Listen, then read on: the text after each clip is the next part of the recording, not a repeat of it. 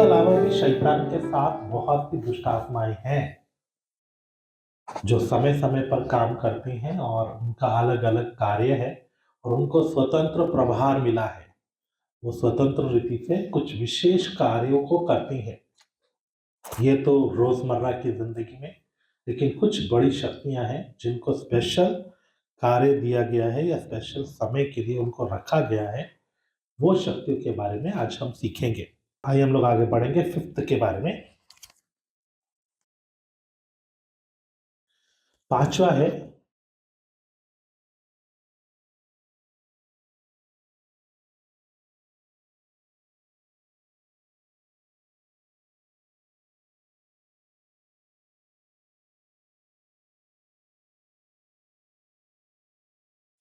शैतानिक animals.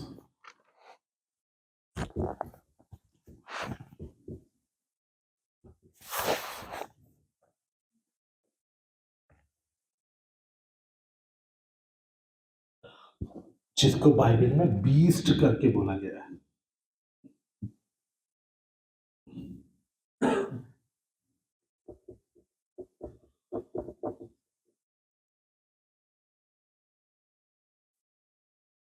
शैतानिक जानवर, हिंदी में इसको जानवर करके बोला है, बीस्ट।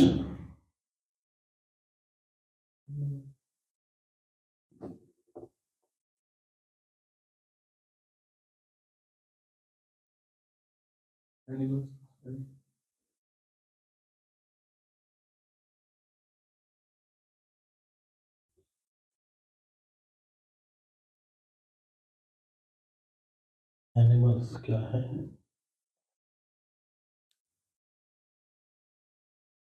एनिमल्स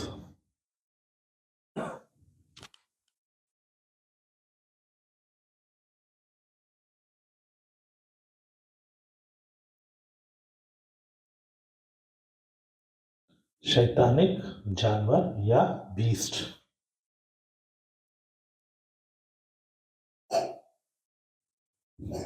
तो हम लोग देख रहे हैं शैतानिक एनिमल्स, बीस्ट। पढ़िएगा।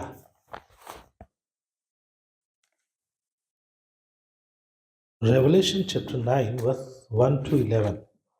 प्रकाशित वाक्य 9 अध्याय 1 वचन से 11 वचन तक।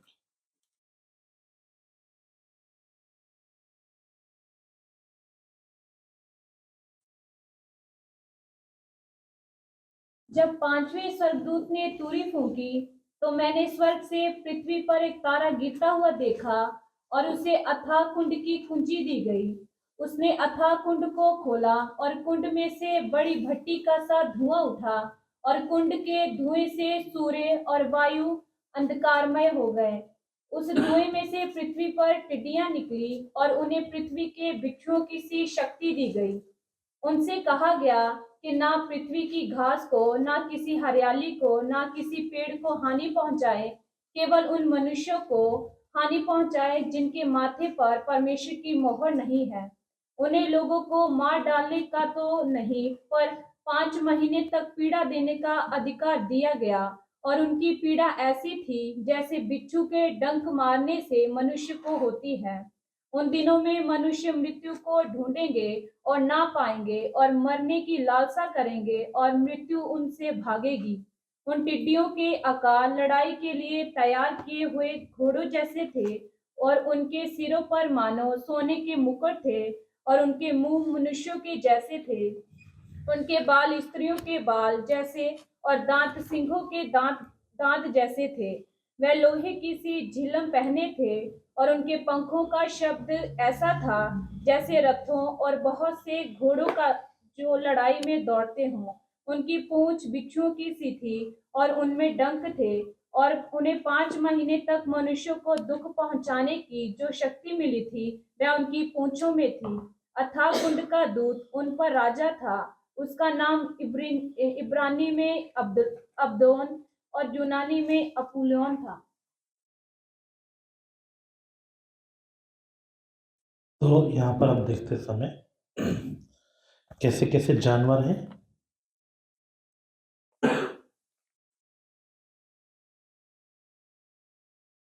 जानवर का रूप कैसा है? टिड्डी के जैसा। किसके जैसा? ग्रास ऊपर देखा आपने ना, हिंदी में क्या बोलते हैं? टिड्डा। देखा ना, हरा वाला घास के ऊपर बैठता है, इतना बड़ा होता है कि पैर भी लंबे लंबे होते हैं। ऐसे ही होता है, 6 पंख की होती है, टिड्डियाँ होती हैं। वो भी ऐसी ही होती हैं, लेकिन इनसे थोड़ी बड़ी होती है और उनको बहुत भूख लगती है। जब वो आती है, अगर ये यहाँ आ गई तो इस गांव में, इस आसपास के 1 किलोमीटर 2 किलोमीटर तक एक भी हरा पौधा या पत्ता नहीं मिलेगा, सब खा जाती है। ऐसा होती है। अगले दिन उसको फिर भूख लगेगा और अगर एक बार घुस गई तो जितनी भी हरियाली है सबको चट कर जाती, कुछ नहीं छोड़ती। तो ऐसी होती है टिड्डी। और उसका रूप कैसा है?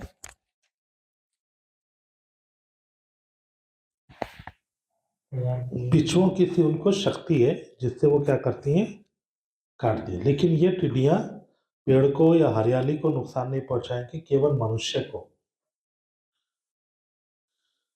इनको मार डालने का अधिकार नहीं है, ये सिर्फ क्या कर सकती है, 5 महीने तक पीड़ा दे सकती है।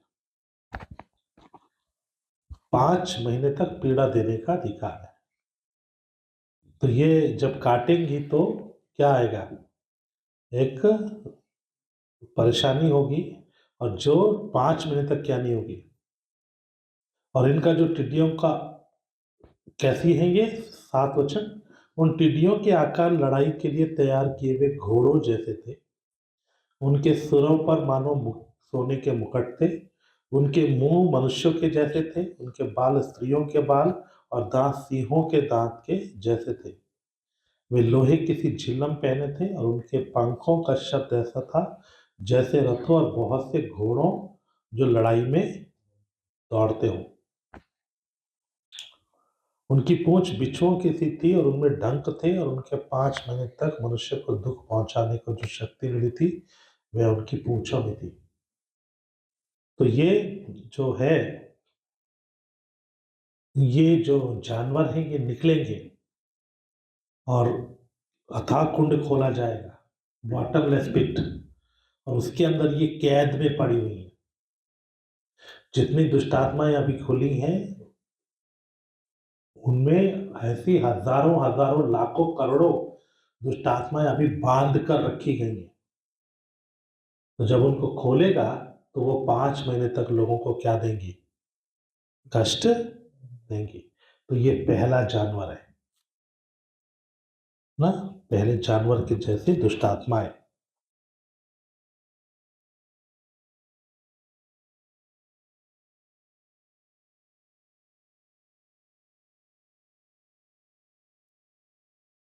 दूसरा है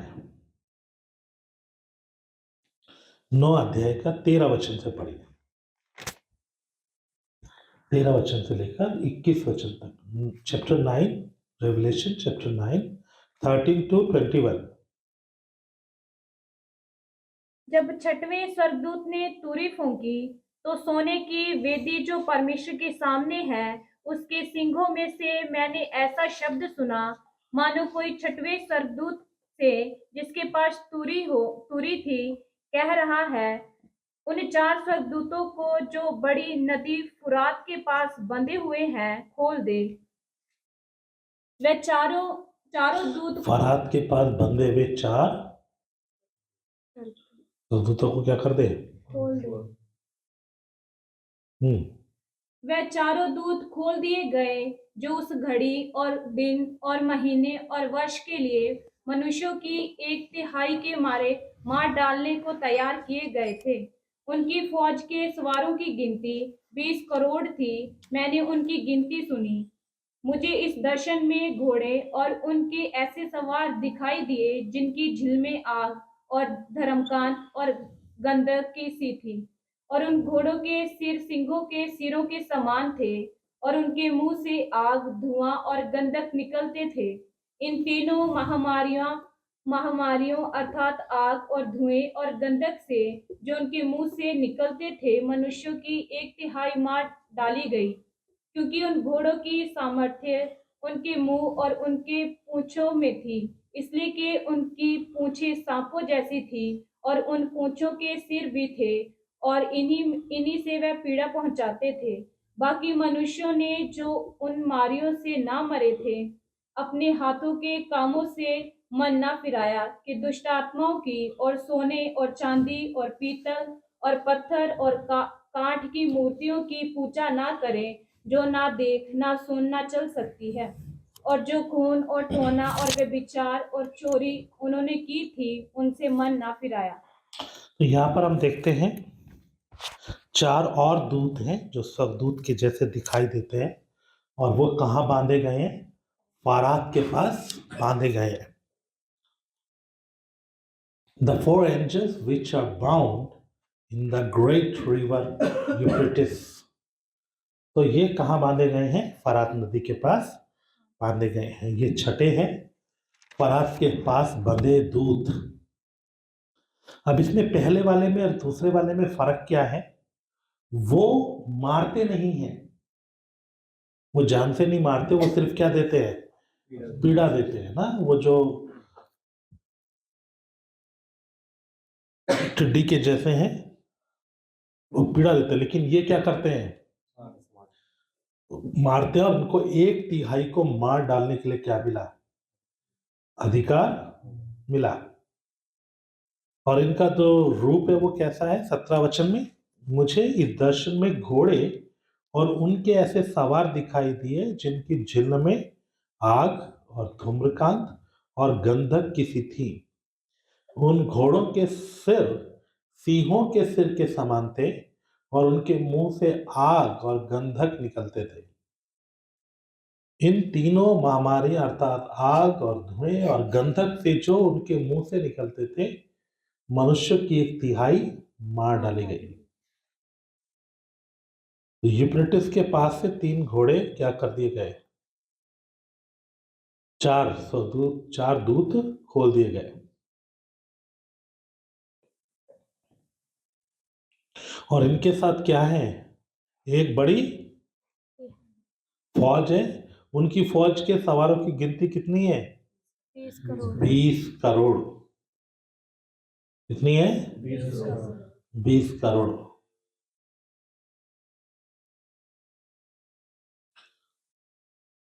And the number of the army of the horsemen were 200,000. 200,000. तो 20 करोड़ है।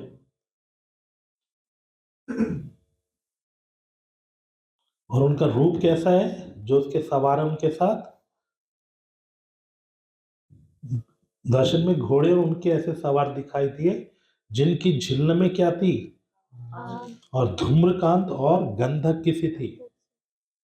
और उनके घोड़ों के सर सिंहों के सिरों के समान थे, शेर के मुंह के जैसे।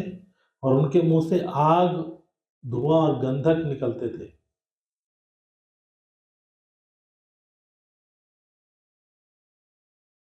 ठीक है ना? तो ये जो 4 जो दूत हैं, इनके साथ ये सेना है और ये लोग क्या करेंगे? लोगों को 1/3 को मार डालेंगे। ये 7 साल के महाक्लेश के समय में होगा। ओके, नेक्स्ट पढ़ेगा 16 अध्याय 13 वचन से लेकर 16 वचन तक। प्रकाशित वाक्य 16 अध्याय 13 वचन से 16। Revelation chapter 16 verse 13 to 16. Revelation chapter 16 verse 13 to 16. फिर मैंने उस अजगर के मुंह से और उस पशु के मुंह से और उस झूठे भविष्यद्वक्ता के मुंह से 3 अशुद्ध आत्माओं को मेंढकों के रूप में निकलते देखा। ये चिन्ह दिखाने वाली दुष्ट आत्माएं हैं जो सारे संसार के राजाओं के पास निकलकर इसलिए जाती हैं कि उन्हें सर्वशक्तिमान परमेश्वर के उस बड़े दिन की लड़ाई के लिए इकट्ठा करें। देख, मैं चोर के समान आता हूँ। धन्य वह है जो जागता रहता है और अपने वस्त्र की चौकसी करता है कि नंगा ना फिरे और लोग उसका नंगापन ना देखें। और उन्होंने उनको उस जगह इकट्ठा किया जो इब्रानी में हरमगदोन कहलाता है।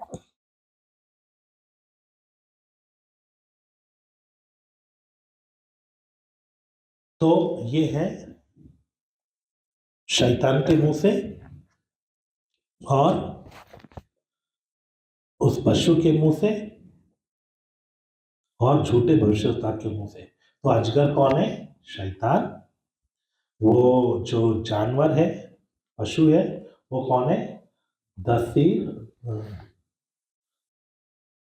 7 सर और 10 सींग वाला जानवर, मसीह विरोधी वो, और उसका नबी। इन तीनों के मुंह से एक एक क्या निकलेगी? मेंढक जैसी दुष्टात्मा निकलेगी। और ये एक बड़ी सेना को इकट्ठा कर, 3 मेंढक जैसी दुष्टात्मा होगी जो एक बड़ी सेना को इकट्ठा करेगी, और वो लोग हर मकदूर में इकट्ठा होंगे और वो बड़ी लड़ाई के लिए इकट्ठा होंगे। यीशु मसीह जब आएगा उससे लड़ने के लिए ये दुष्टात्माएं इकट्ठा होंगी। मेंढक क्या होता है? मेंढक पानी में भी रह सकता है, मेंढक जमीन पे भी रह सकता है। तो ये एक ऐसी सेना होगी जो लड़ने के लिए निकलेगी। तो ये जानवर सब जगह रह सकता है, पानी में भी, और मतलब कैसा भी जगह में ये अपने आप को एडजस्ट कर सकता है। तो 1000 साल के लिए राज्य करने के लिए जब यीशु आएगा 7 साल के महाक्लेश के बाद, तब उससे लड़ने के लिए ये आत्माएं क्या करेंगी? ये दुष्ट आत्माएं मेंढक जैसी जो हैं, ये क्या करेंगी? लोगों को इकट्ठा करेंगी हार मगदोन की लड़ाई में। ये हार मगदोन कहाँ है? गाजा से थोड़ा सा आगे फिलिस्तीन देश में लड़ाई का बड़ा मैदान है, बहुत बड़ा मैदान है, खाली पड़ा है। वहीं पर इकट्ठा करेंगे कि जब यीशु आए तो उससे क्या करे? लड़े। मगिदो के बारे में थोड़ा सा बता देता हूं आपको। मगिदो क्या जगह है? पढ़ेगा दूसरा राजा 23वां अध्याय उसका 29वां वचन। हारमगदोन या मगिदो, second king chapter 23 verse 29। Gaza से थोड़ा आगे मिस्र और इजराइल के बीच में एक जगह है मगिदो, वहां पर लोगों को इकट्ठा करेगा। दूसरा राजा 23 अध्याय 29वां वचन, second king chapter 23 verse 29। Second king chapter 23 verse 29। उसके दिनों में फिरौन नामक मिस्र का राजा फिरौन नको नामक मिस्र का राजा अशूर के राजा की सहायता करने फरात महानद तक गया, तो योशिया राजा भी उसका सामना करने को गया, और फिरौन नको ने उसको देखते ही मगिदो में मार डाला। उसको देखते ही मगिदो में मार डाला। और जकरिया 12 अध्याय का 11 वचन, ये लड़ाई का जगह, जैसे हमारे हरियाणा में पानीपत एक ऐसी जगह थी जहां आकर अक्सर लोग लड़ते थे, है ना? आपने सुना होगा ना पानीपत के बारे में। पानीपत की पहली लड़ाई, पानीपत की दूसरी लड़ाई, पानीपत की तीसरी लड़ाई। तो वो क्यों है? क्योंकि वो एक क्षेत्र खाली जगह था और लोग अक्सर वहां आके क्या करते थे? लड़ते थे। इधर राजस्थान था, इधर वो है यूपी है, इधर पंजाब था। तो वो जगह खाली पड़ी थी तो लोग आकर वहां लड़ते थे। खुला बड़ा मैदान था तो लोग आकर लड़ते थे। वैसे ही कनान और मिस्र के बीच में एक खुली जगह है, वहां पर लोग अक्सर लड़ाइयां लड़ते थे। पढ़ेगा जकरिया 12 अध्याय 11 वचन, चैप्टर 12 वर्स 11। उस समय यरूशलेम में इतना रोना पीटना होगा जैसा मगिदोन की तराई में हद्दिमोन में हुआ था। मगिदोन की तरह है। मगिदो, ये मगिदोन, ये वही जगह है जहाँ पर योशिया मारा गया। ये वही जगह है जहाँ पर अक्सर लड़ाइयाँ होती थी और बहुत विलाप होता था, क्योंकि बहुत लोग मरते थे। तो इसी जगह पर ये दुष्ट आत्माएं क्या करेंगी, लोगों को इकट्ठा करेंगी ताकि इससे लड़े, यीशु से लड़े।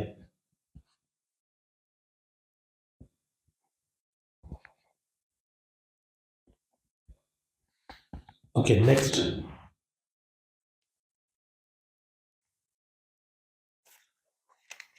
तो ये हरमगदोन की लड़ाई के लिए 3 आत्माएं हैं, जो 4, ये 3 आत्माएं क्या करेंगे, लोगों को करेंगी। उस काम के लिए स्पेशल रखा है। दूसरा है 8, दूसरा कुरिन्थियों 11 अध्याय 3 और 4 वचन। 2 Corinthians chapter 11 verse 3 and 4.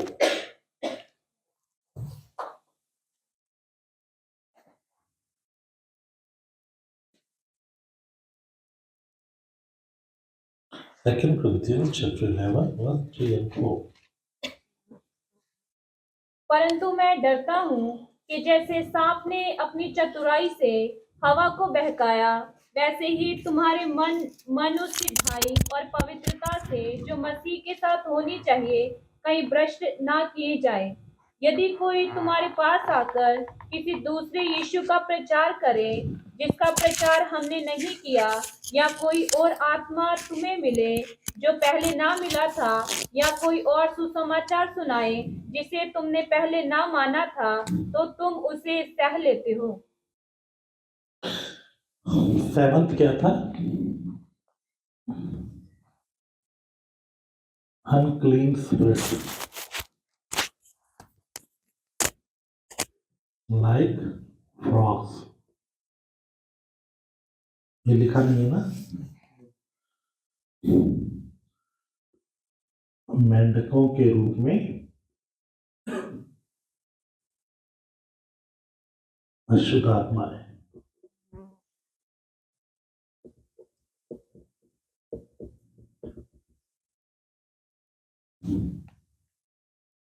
Unclean spirit like frogs. और अभी जो हमने पढ़ा है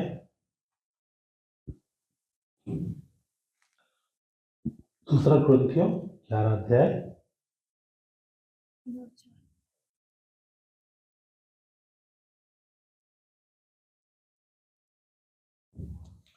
that is 8th, वो है another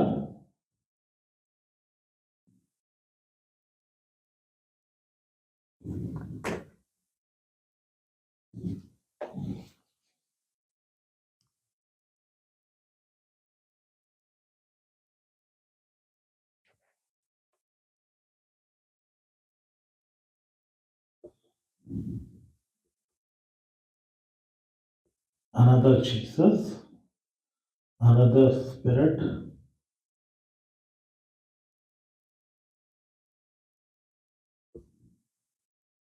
and another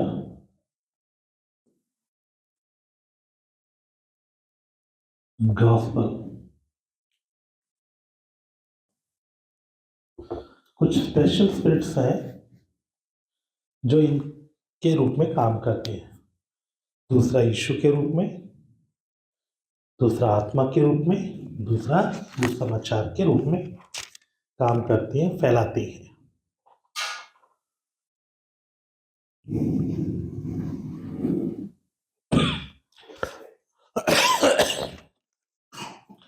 fourteen and 15 भी पढ़िए। 14 एंड 15, 14 और 15 वचन। ये कुछ अचंभे की बात नहीं, क्योंकि शैतान आप भी ज्योतिमय स्वर्गदूत का रूप धारण करता है।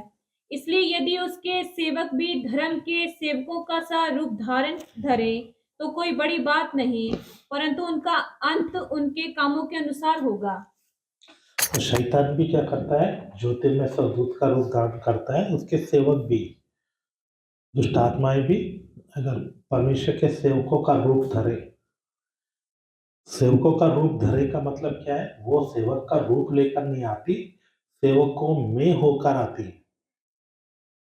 सेवकों के अंदर दुष्ट आत्माएं घुस जाती हैं और फिर वो दूसरा यीशु, दूसरा आत्मा, दूसरा सुसमाचार का काम करते हैं। जैसे एक सेवक के अंदर प्रभु ने बोला, जब तक स्वर्ग से सामर्थ ना पाओ, पवित्र आत्मा का अभिषेक ना पाओ, तब तक सेवा में नहीं जाना। तो परमेश्वर के लोग पवित्र आत्मा का अभिषेक पाकर सेवा करते हैं, लेकिन कुछ सेवकों को शैतान अभिषेक देता है, उनके अंदर कुछ दुष्ट आत्माएं घुस जाती हैं और फिर वो यही बाइबल लेके उसको गलत उपदेश करके सिखाते हैं। ऐसा बहुत गलत उपदेश दुनिया में चल रहा है। अभी फिलीपाइंस के अंदर एक व्यक्ति चल रहा है जो अपने आप को यीशु बोल रहा है, बोलता मैं यीशु हूं, और लोग उसके पीछे हैं। लोग बोलते हैं हाँ यही यीशु है, लंबे बाल रखे हुए हैं। तो ऐसा चलना, तो उसको किसने पकड़ा है? दुष्ट आत्मा ने। फिर कुछ ऐसे सेवक लोग हैं जो चंगाई आशीष की बातें करते हैं, वो लोगों को तैयार नहीं करते, स्वर्गीय राज्य के लिए तैयार नहीं करते, उन लोगों का उद्धार भी नहीं हुआ, वो सिर्फ संसार की बातों के बारे में प्रचार करते हैं। ये लोग भी दुष्ट आत्मा के हैं। शैतान ने यीशु के पास आकर बोला, ये दुनिया की सब चीजें दे दूंगा अगर तुम मुझे प्रणाम करोगे। आजकल के पास्टर भी यही बोलते हैं, हमारे पास आ जाओ, ये सब चीजें मिल जाएंगी, दुनिया का सुख आराम शांति है ना मिलेगा, आओ हमारे पास आओ, हम प्रार्थना करेंगे तुम्हें सब कुछ मिलेगा। जबकि यीशु मसीह कहता है कि दुनिया की नहीं, पृथ्वी की नहीं, वन स्वर्गीय वस्तुओं पर। तो शैतान लोगों को संसार में फंसाने के लिए प्रचारकों को खड़ा करेगा, ताकि लोग किसमें फंसे रहें? संसार की बातों में, संसार की आशीषों में। वो संसार की चीजों को मांगते रहे, हमें ये मिल गया, हमें ये मिल गया, हमें ये मिल गया। लेकिन असली यीशु मसीह हमारा मन संसार की बातों से हटाकर स्वर्गीय बातों पर लगाएगा। वो बोलेगा दुनिया की चीजों को छोड़ो, आत्मिक बनो, पवित्र बनो, उधर जाने की तैयारी करो। लेकिन शैतान क्या बोलेगा? उधर जाने के बारे में बात ही नहीं करेगा, वो सिर्फ क्या बोलेगा? आ जाओ हमारे पास आओ, आशीष मिलेगी, आशीष मिलेगी, आशीष मिलेगी। उनकी गवाहियां भी यही होती हैं, हमें आशीष मिलेगी। तो इसलिए मेरे प्रियो, ये जो दुष्ट आत्माएं हैं, ये स्पेशल मसीह लोगों के पीछे लगा रखा है। कल परसों एक लड़का मेरे पास आकर बात कर रहा था, बोल रहा था कि क्या चर्च में भी दुष्ट आत्मा हो सकती है? हाँ बिल्कुल। जहां पर परमेश्वर का वचन नहीं है, जहां परमेश्वर की उपस्थिति नहीं है, वहां कौन है? दुष्ट आत्मा है। जहां रोशनी नहीं है वहां अंधेरा है। या तो शैतान बैठा है या फिर प्रभु का आत्मा है। जहां प्रभु का आत्मा नहीं वहां कौन है? अंधकार है। तो इसलिए मेरे प्रियो, हमेशा ये दूसरा यीशु का काम ही क्या है? मसीह लोगों में काम करना। किसमें काम करना? मसीह लोगों में, क्रिश्चियंस लोगों में काम करना, उनको सुस्त बनाना, उनको लापरवाह बनाना, है ना, उनको लालची बनाना, उनको संसार की चीजों के पीछे लगाना, और वो उनको देता भी है। क्या भी करता है? देता भी है। दूसरा आत्मा अन्य भाषा भी बोलता है, दूसरा आत्मा भविष्यवाणी करवाता है, दूसरा आत्मा सब कुछ कराता है, लेकिन सब क्या होगा? सांसारिक होगा। जब एक व्यक्ति अन्य भाषा में प्रार्थना करता है, आराधना करता है, तो बल आता है, उसको पाप से लड़ने का मन आएगा, उसको पवित्र होने का मन आएगा, उसे मन आएगा कि मैं प्रभु की ओर नजदीकी में जाऊं, मुझे संसार नहीं चाहिए, वो समर्पण आएगा। लेकिन एक व्यक्ति अन्य भाषा बोल रहा है और फिर उसका मन संसार में लगा है, पाप में लगा है, वो सब चीजों में लगा है, तो इसका मतलब उसके अंदर परमेश्वर की आत्मा नहीं, कौन सी आत्मा है? दुष्ट आत्मा। पेड़ अपने फलों से सुसमाचार। एक सुसमाचार है, यीशु के पास आओ, वो तुम्हें पापों को क्षमा करेगा, वो तैयार करेगा, तुम्हें स्वर्ग में लेकर जाएगा। ये दुनिया हमारा घर नहीं, हमारा घर स्वर्ग है। दूसरा सुसमाचार क्या है? यीशु के पास आओ, आशीष मिलेगी, चंगाई मिलेगी, आप जो मांगोगे सब मिलेगा, आप यीशु के पास आ जाओ। तो एक सुसमाचार दुनिया की चीजें देने के लिए सिखाता है, एक सुसमाचार धरती को छोड़कर स्वर्ग जाने के लिए सिखाता है। यीशु ने कहा स्वर्ग का राज्य के बारे में। यीशु मसीह क्या चाहता है? हम सब छोड़कर उसके साथ एक हो जाए, वो है सुसमाचार। आज दुख के साथ बोलना पड़ता है 99% कलीसियाएं दूसरा यीशु चला रहा है। 99% कलीसियाओं को दूसरा यीशु चला रहा है, दूसरा आत्मा चला रहा है। पेंटिकॉस्टल बाकी कलीसियाओं को तो छोड़ दो, सीएनआई ये वो, ये तो पहले ही उपदेश को छोड़ चुके हैं।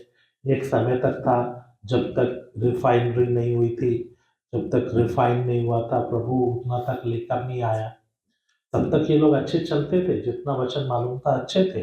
लेकिन आज ये सिर्फ एक संस्था बनकर रह गए। वचन मालूम होने के बाद भी ये बदलना नहीं चाहते, ये अपनी रीति रिवाजों को छोड़ना नहीं चाहते।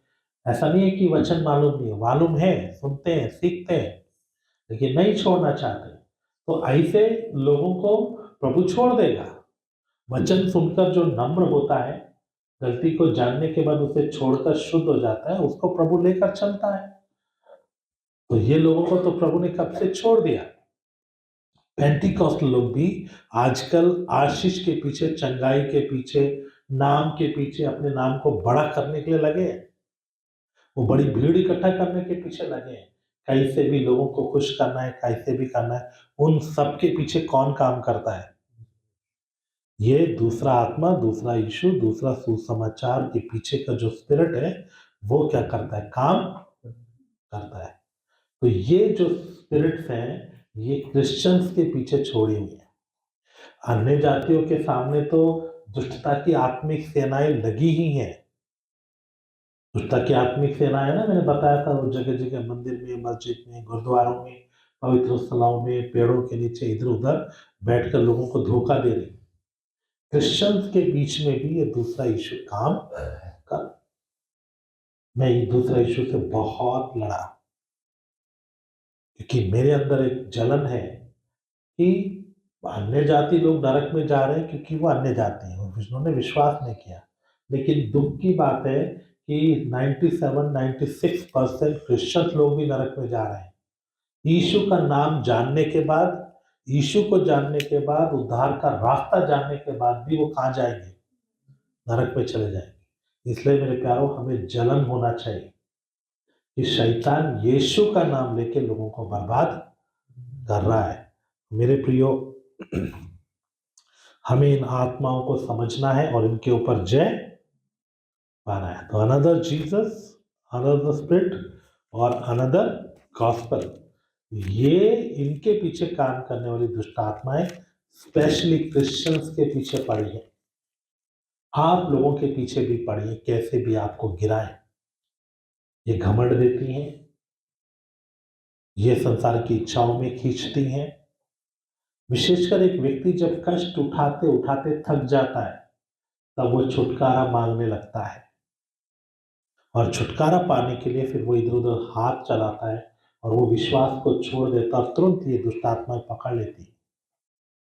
प्रभु का वचन कहता है, वो लोग मारे मारे फिरे और उन्होंने छुटकारा ना चाहा।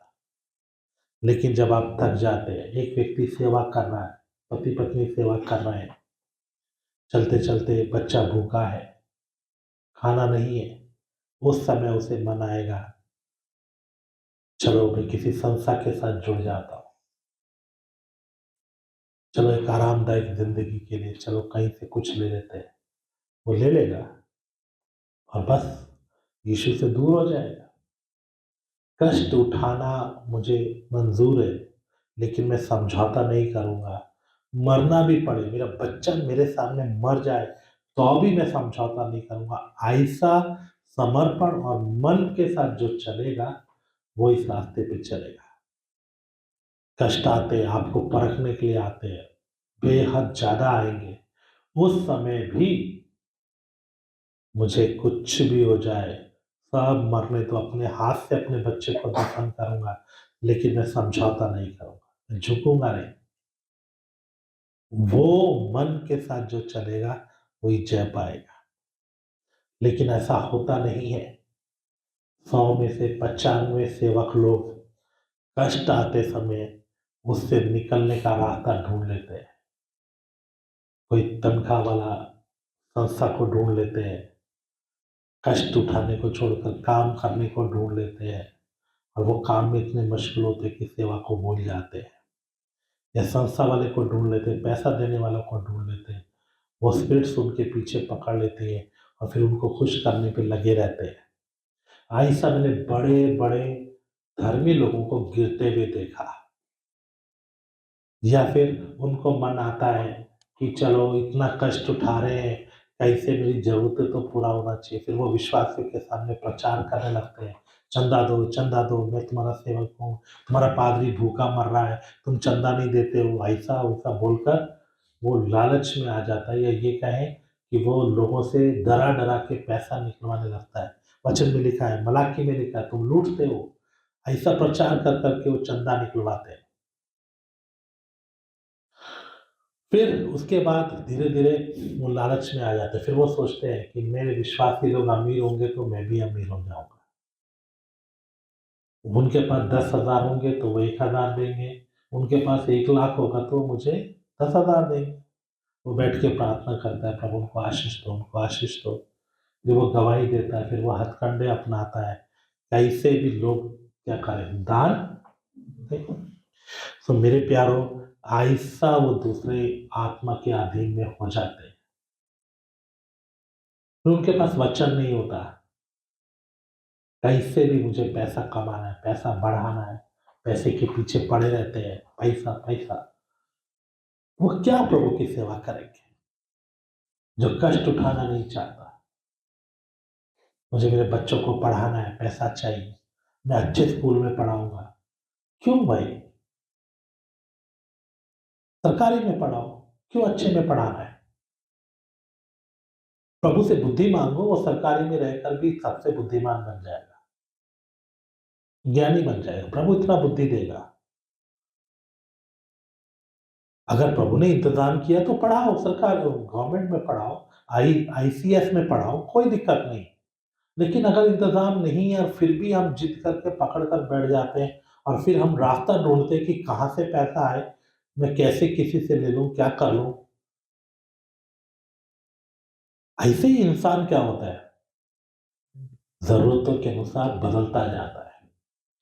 ऐसे लोगों को क्या करती है दुष्ट आत्माएँ पकड़ लेती हैं।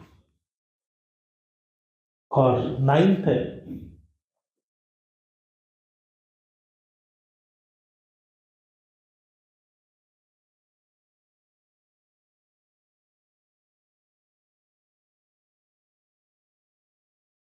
9वाँ है, पढ़िएगा, पहला कुरिन्थियों 15 अध्याय 26वाँ वचन।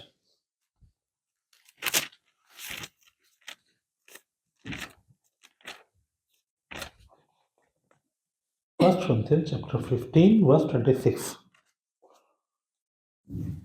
सबसे अंतिम बैरी जो नष्ट किया जाएगा वह मृत्यु है। बैरी नष्ट किया जाएगा, मृत्यु है।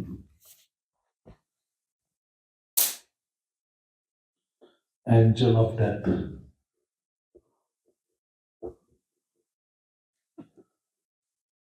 मृत्यु का दूत।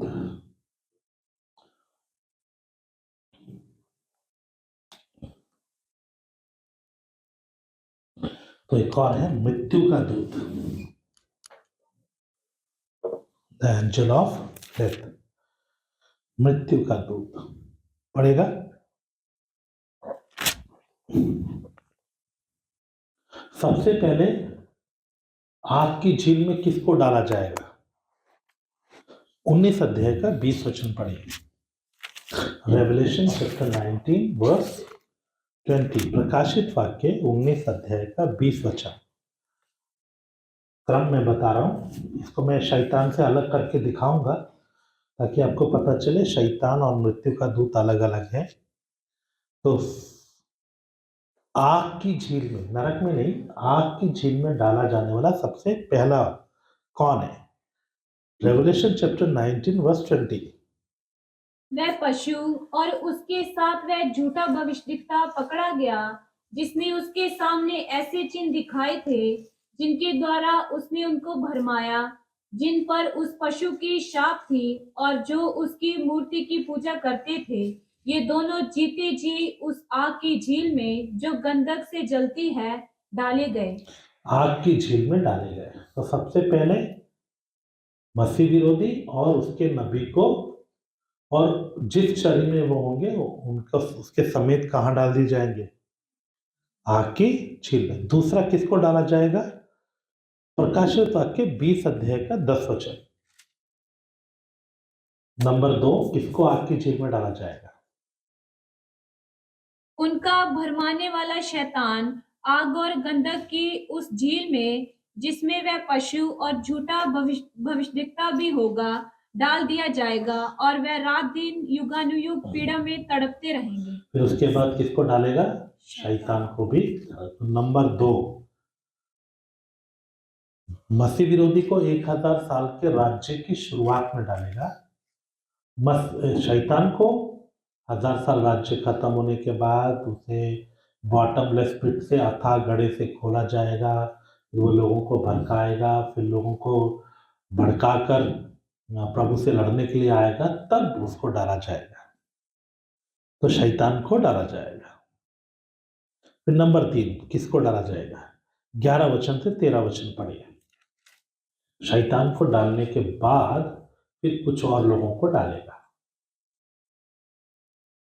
फिर मैंने एक बड़ा श्वेत सिंहासन और उसको जो उस पर बैठा हुआ है देखा। उसके सामने से पृथ्वी और आकाश भाग गए, और उनके लिए जगह ना मिली। फिर मैंने छोटे बड़े सब मरे हुओं का सिंहासन के सामने खड़े हुए देखा, और पुस्तकें खोली गई, और फिर एक और पुस्तक खोली गई, अर्थात जीवन की पुस्तक। और जैसा उन पुस्तकों में लिखा हुआ था, वैसे ही उनके कामों के अनुसार मरे हुओं का न्याय किया गया। समुद्र ने उन मरे हुओं को जो उनमें थे दे दिया, और मृत्यु और अधोलोक ने उन मरे हुओं को जो उनमें थे दे दिया, और उनमें से हर एक के कामों के अनुसार उनका न्याय किया गया।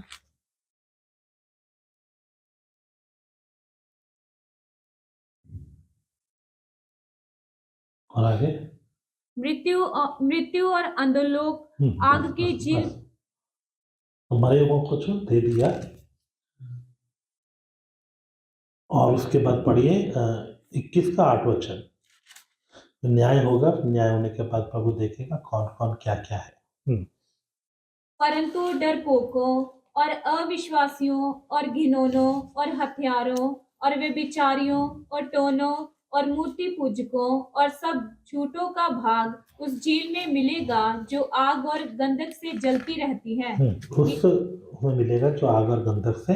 तो ऐसे सब मनुष्यों को, शैतान को डालने के बाद परमेश्वर न्याय करेगा। सफेद सिंहासन पर बैठेगा यीशु, न्याय करके फिर जो पाप किए हुए लोग हैं उनको सबको आग की झील में डाल देगा। क्या करेगा? तो मनुष्य, तीसरा कौन है? सब मनुष्यों का न्याय होकर उनको आग की झील में डाला जाएगा। फिर चौथा किसको डाला जाएगा? प्रकाशित वाक्य 20 अध्याय 14 वचन। Revelation chapter 20 verse 14, fourth.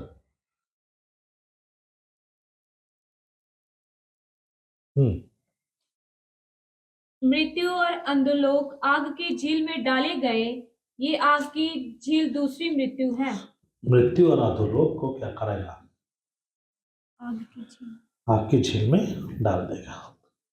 तो मौत को भी, अब हमने पढ़ा प्रकाशित वाक्य में कि मौत क्या है, आखिरी बैरी को भी प्रभु क्या करेगा? शैतान के बाद मौत को भी आग की झील में डाल देगा। उसके बाद मौत की और कोई जरूरत नहीं। समझ में आ गया? तो मृत्यु वो आखिरी शत्रु है, या एंजल ऑफ डेथ को भी वो क्या करेगा? आग की झील में डाल देगा। तो ये और कुछ शैतानिक पावर है, शक्तियां हैं जो शैतान के साथ रहती हैं। इनमें से कुछ को बांध कर रखा है और ये क्या करेंगी, एक समय में खोली जाएंगी और लोगों को कष्ट देंगी। उसके अलावा दूसरा इशू, दूसरा आत्मा, दूसरा सुसमाचार, इनके पीछे भी कुछ आत्माएं काम करती है। इनको स्पेसिफिक इसी काम के लिए रखा गया है कि ये मसीह लोगों को, ईसाई लोगों को धोखा दें। इसलिए अच्छे अच्छे सेवक लोग भी गिर जाते हैं। अच्छे अच्छे सेवक लोग भी कष्ट का रास्ता छोड़कर चौड़े रास्ते पर चले जाते हैं, क्योंकि ये आत्माएं लोगों को धोखा देती है। उपदेश में फेरबदल करना, लोगों को सुस्त लापरवाह बनाना, लोगों को सांसारिक बनाना, ये दुष्ट आत्माएं काम करती है। एक पास्टर अगर सांसारिक बन जाए तो उसकी पूरी कलीसिया क्या बन जाएगी, सांसारिक। इसलिए हम लोगों को बहुत ध्यान से चलने की जरूरत है, क्योंकि ना केवल हम गिरेंगे बल्कि बहुतों को गिराने का कारण भी बनेंगे। तो हमें कष्ट के रास्ते पर चलना है, मरने तक। थोड़े दिन कष्ट उठाएंगे फिर आराम होगा। बहुत पास्टर लोग ये सोचते हैं कि शुरू में सेवकाई में कष्ट उठाएंगे, बाद में क्या हो जाएगा, आरामदायक जिंदगी हो जाएगी, आनंददायक जिंदगी हो जाएगी। लेकिन ऐसा नहीं है। असलियत में मसीह जीवन और सकरा होता जाता है और अंत में बिल्कुल कष्ट के साथ हम अपना प्राण त्याग देते हैं। तो ये रास्ता और सकरा होता जाएगा। अगर आपको चाहिए आरामदायक जिंदगी तो अभी से छोड़ दो, क्यों कष्ट उठाना है। कम से कम दुनिया में तो मजा ले लो, है ना। ना दुनिया में मजा ले पा रहे हो, ना ही प्रभु के साथ चल पाओगे। इस रास्ते पे वही चलेगा जो मरने तक कष्ट उठाने के लिए तैयार है, जो अपने बच्चों को मरते हुए देख सकता है, जो अपनी पत्नी को मरते हुए देख सकता है, जो अपने आप को मरते हुए देख सकता है, वही इस रास्ते पे चल सकता है। मेरे बच्चों को मेरे सामने मारेंगे तो कोई बात नहीं, प्रभु तेरा धन्यवाद हो। उस समर्पण के साथ हमें चलना है, तभी हम इस रास्ते पर चल सकते। तो आज हमने देखा पांचवा, शैतानिक एनिमल्स, बीस्ट, जो किसके तरह थे, बिच्छुओं की तरह, टिड्डियों की तरह थे। फिर हमने देखा फरात के पास बंधे दूत, है ना, 4 दूत थे, उनको खोला गया और उनके साथ उनके बहुत से और भी सवार हैं, वो घोड़े के जैसे हैं, उनका भी रूप वहां पर लिखा है। फिर सातवां हमने देखा मेंढक के रूप में 3 दुष्ट आत्माएं जो पानी और धरती दोनों पर रह सकती, लोगों को धोखा दे सकती है। और फिर हमने देखा उसके बाद दूसरा आत्मा, दूसरा यीशु, दूसरा समाचार, और फिर मृत्यु का दूत। तो ये सब हमने देखा है, ये सब दुष्ट आत्माएं कार्य करती हैं। इसके अलावा एक और है,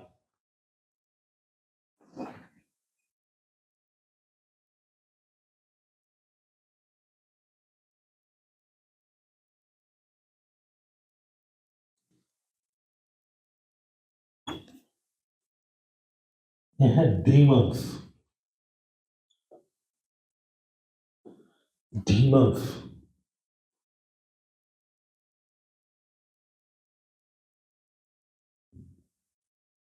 जिसको बोलते हैं भूत। इसको बाइबल में और भी एक नाम दिया गया, अनक्लीन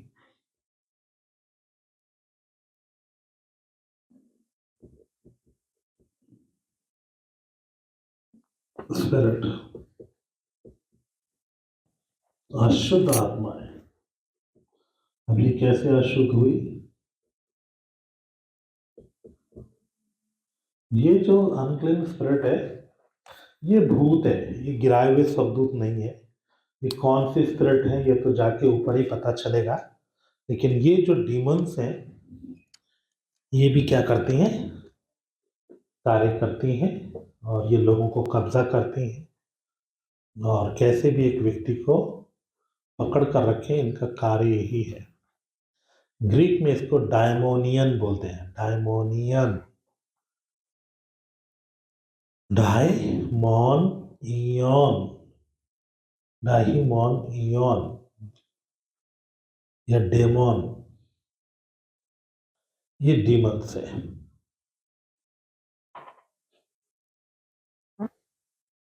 पढ़ेगा वचन में इनके बारे में वर्णन कहां पर है? लूका 4 अध्याय उसका 35वां वचन।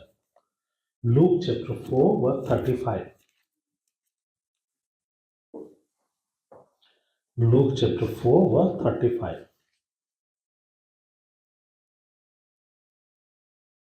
यीशु ने उसे डांटकर कहा, चुप रह और उसमें से निकल जा।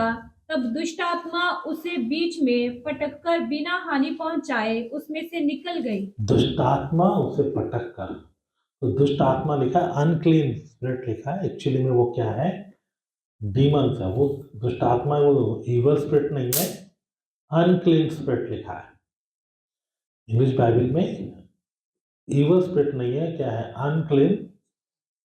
तो मूल भाषा में हम जाते तो अनक्लीन लिखा है, तो डीमंस है। और पढ़िए मैथ्यू चैप्टर 8 वर्स 16।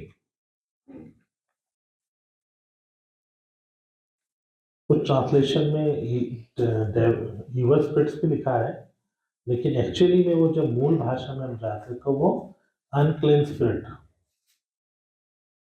पढ़ेगा। मैथ्यू 8:16। जब संध्या हुई तब वह उसके पास बहुत से लोगों को लाए जिनमें दुष्ट आत्माएं थी, और उसने उन आत्माओं को अपने वचन से निकाल दिया और सब बीमारों को चंगा किया। अपने वचन से उन्होंने अनक्लीन स्पिरिट को निकाल दिया। पोसेस्ड विथ डेविल्स, एक्चुअली में वहां डीमंस होना चाहिए मूल भाषा के अनुसार, उनको निकाल दिया।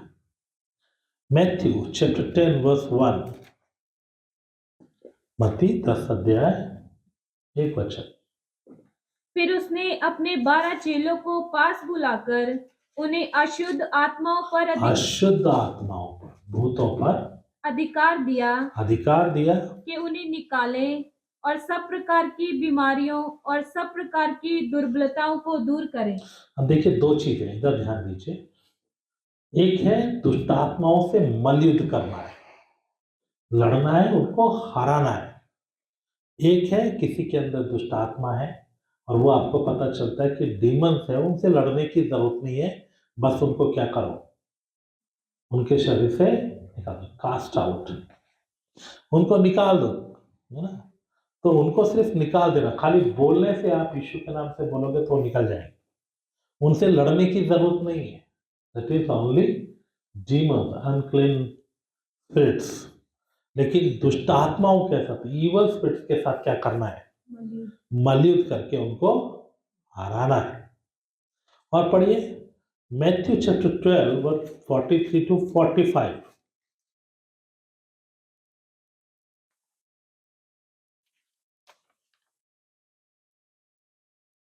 जब अशुद्ध आत्मा मनुष्य में से निकल जाती है तो सूखी जगहों में विश्राम ढूंढती फिरती है और पाती नहीं। तब कहती है, मैं अपने उसी घर में जहां से निकली थी लौट जाऊंगी, और लौटकर उसे सूना, झड़ा बुहारा और सजा सजाया पाती है। तब वह जाकर अपने से और बुरी 7 आत्माओं को अपने साथ ले आती है, और वह उसमें बैठकर वहां वास करती है, और उस मनुष्य की पिछली दशा से पहले से भी बुरी हो जाती है। इस युग के बुरे लोगों की दशा भी ऐसी ही होगी। तो अपने से बुरी आत्माओं को ले आती है, वो उसमें बैठ जाती है। वहां पे अनक्लीन स्पिरिट्स लिखा है, डीमंस लिखा है, ठीक है। तो ये भूत है, ये कहां से आए, कैसे आए, इसका जवाब हम नहीं दे सकते। तो लेकिन ये गिराए हुए स्वदूत नहीं है। तो ये 10 तरह की शक्तियां हैं जो रहती है। इसमें मैंने लूसीफर के बारे में नहीं बताया, लूसीफर अलग है, लेकिन उनको प्रधान में आप जोड़ सकते हैं क्योंकि वो सबका क्या है? प्रधान है, ठीक है। आंखों को बंद करें, प्रार्थना करें। अब इसमें समझने वाला कुछ नहीं है, ये आपकी जानकारी के लिए है। जैसे जैसे आप मलयुद्ध करेंगे, लड़ेंगे, आपको इनके बारे में पता चलता जाएगा। और आपको पता होना चाहिए लड़ते समय कौन कौन सी आत्माएं हैं, ताकि आप सही समय पर उनसे लड़कर, समझकर, पहचान कर लड़ सकें। कौन सी आत्मा कहाँ काम करती है पता होगा तो आप वैसा ही क्या कर सकते हैं, अच्छे से युद्ध कर सकते हैं। आइए हम प्रार्थना